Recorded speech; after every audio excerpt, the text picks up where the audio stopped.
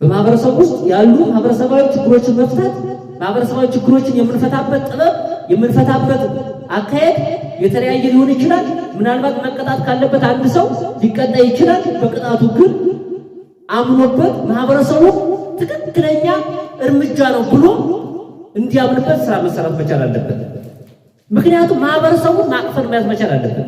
ማህበረሰቡ የኛ ጫካችን ነው። ማህበረሰቡ የኛ ልብሳችን ነው። ማህበረሰቡ የኛ ምግባችን ነው።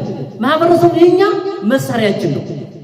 ይሄንን ማህበረሰብ የምንዝበት ጥበብ ልዩ መሆን መቻል አለበት።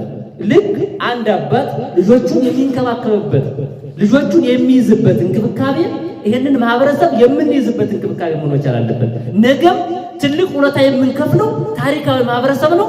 ታሪካዊ ህዝብ ነው። ይሄን ታሪካዊ ህዝብ በታሪክ ማማረር ተገቢ እንዳልሆነ መግለጽ ፈልጋለሁ።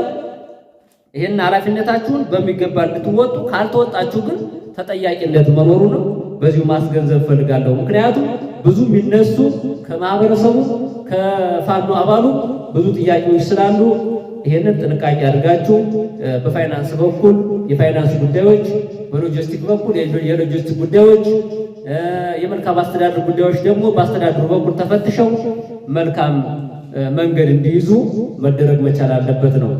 ምክንያቱም ማህበረሰባዊ ግንኙነታችን የሚበላሽ ከሆነ አጠቃላይ ትግላችን እየተበላሸ እንደሆነ ስለምንረዳ ማህበረሰባዊ ግንኙነታችን የሚስተካከል ከሆነ ጥሩ ከሆነ ትግላችን ዳር እንደደረሰ ዛሬው እርግጠኛ መሆን ስለምንችል ማለት ነውና